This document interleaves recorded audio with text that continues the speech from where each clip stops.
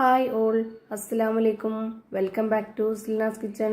ഇന്നത്തെ റെസിപ്പി ഉള്ളിവട റെസിപ്പിയാണ്. നല്ല ടേസ്റ്റി ആയിട്ടുള്ള ഒരു അടിപൊളി റെസിപ്പിയാണ്. കുറച്ചൊരു വെറൈറ്റിയിലാണ് ഞാനിത് തയ്യാറാക്കി എടുത്തിട്ടുള്ളത്. ഭയങ്കര ടേസ്റ്റാണ്, നല്ല ക്രിസ്പി ആയിട്ടാണ് ഇരിക്കുന്നത്.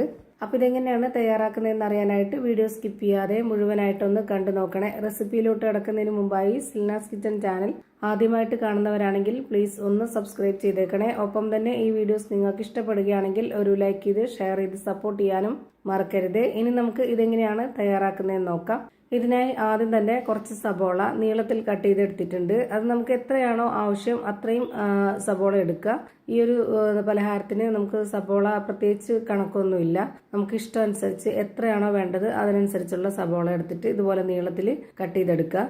ഞാനിപ്പോൾ ഈ ഒരു പാത്രത്തിലുള്ളത് മുഴുവനായിട്ടും ഇട്ട് കൊടുക്കുന്നില്ല. ഈ ഒരു ഉള്ളിവടയ്ക്ക് ആവശ്യമായിട്ടുള്ളത് എടുത്തിട്ട് ബാക്കി മാറ്റുകയാണ്. ഈ ഒരു ബൗളിലേക്ക് ഇട്ട് കൊടുത്ത ഉള്ളിയുടെ അളവ് ഏകദേശം ഒരു 4-5 ഒക്കെ ഉണ്ടാവും. ആ ഒരു കണക്കിനാണ് ബാക്കി എല്ലാ ഇൻഗ്രീഡിയൻസിന്റെ അളവും ഇതിലേക്ക് ഇട്ട് കൊടുക്കുന്നത്. ഞാനിപ്പോൾ ഇവിടെ എരിവിന് വേണ്ടിയിട്ട് അതുപോലെ നല്ലൊരു മണത്തിനൊക്കെ വേണ്ടി ഒരു 2 പച്ചമുളക് കട്ട് ചെയ്തിട്ട് കൊടുത്തിട്ടുണ്ട്. പിന്നെ കുറച്ച് കറിവേപ്പില, മല്ലിയില, പിന്നെ വെളുത്തുള്ളി ഇഞ്ചി ചതച്ചത് 1 സ്പൂൺ അളവിൽ. ഇനി ഇതിലേക്ക് മൈദയാണ് ഇട്ട് കൊടുക്കുന്നത്. 250 ml കപ്പിൻ്റെ അളവിൽ 1 കപ്പ് മൈദ ഇട്ട് കൊടുത്തു. അടുത്തതായി ഇതിലേക്ക് 1/4 കപ്പ് അളവിൽ കടലമാവാണ് ഇട്ട് കൊടുക്കുന്നത്. പിന്നെ ഞാനിതിലേക്ക് ഇട്ട് കൊടുക്കുന്നത് കോൺഫ്ലോർ പൊടിയാണ്. കോൺഫ്ലോർ പൊടി ഈ ഒരു കപ്പ് നിറയെ എടുത്തിട്ടുണ്ട്. 1/4 കപ്പ് അളവാണിത്. കോൺഫ്ലോർ പൊടിക്ക് പകരം അരിപ്പൊടി വേണമെങ്കിലും ഇട്ട് കൊടുക്കാം. വറുത്ത അരിപ്പൊടി തന്നെ ഇട്ട് കൊടുക്കാൻ വേണ്ടി നോക്കുക. ഇനി ഇതിലേക്ക് പൊടികളാണ് ഇട്ട് കൊടുക്കുന്നത്. ഞാനിവിടെ 1 സ്പൂൺ അളവിൽ മുളക് പൊടി, 1 സ്പൂൺ അളവിൽ കുരുമുളക് പൊടി, 1/2 സ്പൂൺ അളവിൽ പെരിഞ്ജീരകപ്പൊടി, മഞ്ഞൾപ്പൊടി, 1/4 സ്പൂൺ അളവിൽ ഗരം മസാലപ്പൊടി, ആവശ്യത്തിനുള്ള ഉപ്പ്. ഇനി ഇത് കുഴച്ചെടുക്കാൻ ആവശ്യത്തിനുള്ള വെള്ളം. 250 ml കപ്പിൻ്റെ അളവിൽ 1 കപ്പ് വെള്ളം എടുത്തിട്ടുണ്ട്. ആദ്യം അത് മുഴുവനായിട്ടും ഒഴിച്ചു കൊടുക്കുന്നില്ല, പകുതി ഒഴിച്ചു കൊടുത്തതിന് ശേഷം ഒന്ന് കുഴച്ച് നോക്കുന്നുണ്ട്. പോരാങ്കിൽ മാത്രം ബാക്കിയുള്ള വെള്ളവും കൂടെ ഒഴിച്ചു കൊടുക്കാം. ഇത് കുഴച്ച് നോക്കിയപ്പോൾ പോരാതെ വന്നിട്ടുണ്ട്. ബാക്കിയുള്ള വെള്ളവും കൂടെ ഒഴിച്ചു കൊടുക്കുന്നുണ്ട്.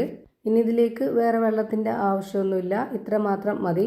നമ്മുടെ ഈ ഒരു മിക്സ് നല്ല ലൂസ് ആവുകയും ചെയ്യരുത്, നല്ല ടൈറ്റും ആവരുത്. ഒരു ഇടത്തരം പരുവത്തിൽ ഇത് റെഡിയായി കിട്ടണം. എങ്കിലേ നമ്മൾ ഉദ്ദേശിച്ച ആ ഒരു പരുവത്തിലും ടേസ്റ്റിലൊക്കെ കിട്ടുള്ളൂ. ഞാനിപ്പോൾ ഇവിടെ നല്ല പോലെ ഇത് കുഴച്ച് റെഡിയാക്കി എടുത്തിട്ടുണ്ട്. ഇനി നമ്മുടെ കൈ കുറച്ചൊന്ന് വെള്ളത്തിൽ തൊട്ടെടുത്തതിന് ശേഷം, അല്ലാന്നുണ്ടെങ്കിൽ കുറച്ച് ഓയിലൊന്ന് സ്പ്രെഡാക്കിയതിന് ശേഷം ഇതിൽ നിന്ന് കുറച്ച് മാവ് എടുത്തിട്ട് ഇതുപോലെ കൈയുടെ ഉള്ളംകൈയിലൊന്ന് വെച്ച് കൊടുക്കുക. എന്നിട്ട് ഇതുപോലെ ചെറുതായിട്ടൊന്ന് പ്രസ് ചെയ്താൽ മതി.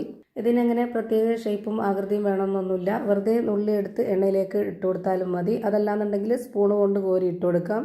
അതുമല്ലാന്നുണ്ടെങ്കിൽ ഞാനിപ്പോൾ ചെയ്യുന്ന പോലെ നമ്മുടെ കൈയുടെ ഉള്ളംകൈയിലൊന്ന് വെച്ച് കൊടുത്തിട്ട് ഇതുപോലെ ചെറുതായിട്ടൊന്ന് പ്രസ് ചെയ്ത് എടുത്തു കഴിഞ്ഞാൽ നമുക്ക് കറക്റ്റ് ഒരു കടയിൽ നിന്നൊക്കെ മേടിക്കുന്ന ആ ഒരു ഉള്ളിവടയുടെ ഒക്കെ ആ ഒരു ഷേപ്പിൽ കിട്ടും. ഇനി നമ്മൾ ഇത് ഫ്രൈ ചെയ്തെടുക്കാൻ വേണ്ടി പോവുകയാണ്. അതിനായിട്ട് സ്റ്റവിലേക്ക് ഒരു കടായി വെച്ച് കൊടുത്തു. അതിലേക്ക് കുറച്ച് ഓയിൽ ഒഴിച്ചു കൊടുത്തിട്ടുണ്ട്. ഓയിൽ നന്നായിട്ടൊന്ന് ചൂടായിട്ട് വരുമ്പോൾ ഒരു മീഡിയം ഫ്ലെയിമിലേക്ക് മാറ്റണം. എന്നിട്ടിത് ഓരോന്നോരോന്നായിട്ട് ഇട്ട് കൊടുക്കുന്നുണ്ട്. ഇതിൽ കൊള്ളുന്നതിനനുസരിച്ച് ഇട്ട് കൊടുത്തതിന് ശേഷം ഇത് പെട്ടെന്ന് തന്നെ ഒരു സ്പൂൺ കൊണ്ടൊന്ന് ഇളക്കി കൊടുക്കണം. നോൺ സ്റ്റിക്കിൻ്റെ ആണെങ്കിൽ ഇങ്ങനെ ചെയ്യേണ്ട ആവശ്യമില്ല. സ്റ്റീലിൻ്റെയോ അലുമിനിയത്തിൻ്റെയോ ഒക്കെ ആണെങ്കിൽ ഇതുപോലെ ഒന്ന് ഇളക്കി ഇട്ട് കൊടുക്കണം. അല്ലാന്നുണ്ടെങ്കിൽ അതിൻ്റെ അടി കരിഞ്ഞു പോകും. ഇപ്പോൾ ഇതിൻ്റെ എല്ലാം ഒരു സൈഡ് വെന്ത് കിട്ടിയിട്ടുണ്ട്. ഇതൊന്ന് തിരിച്ചിട്ട് കൊടുക്കാം.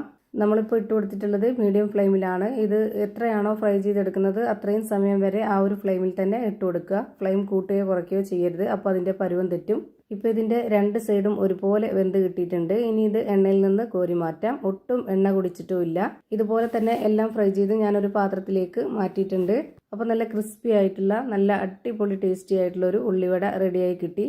അപ്പോൾ ഇത്രയേ ഉള്ളൂ ഇന്നത്തെ വീഡിയോ ഇഷ്ടമായാൽ ലൈക്ക് ചെയ്യാനും കമൻറ്റ് ചെയ്യാനും ഷെയർ ചെയ്യാനും മറക്കരുത്. അതുപോലെ തന്നെ ഞാനിടുന്ന പുതിയ വീഡിയോസ് നോട്ടിഫിക്കേഷനായിട്ട് കിട്ടുന്നതിന് വേണ്ടി സബ്സ്ക്രൈബ് ചെയ്ത് ബെല്ലൈക്കൺ അമർത്തി അതിൽ ഓൾ എന്ന ഓപ്ഷൻ എനേബിൾ ചെയ്ത് കൊടുക്കാനും മറക്കരുത്. പുതിയൊരു വീഡിയോയുമായി വീണ്ടും വരും. Thank you for watching.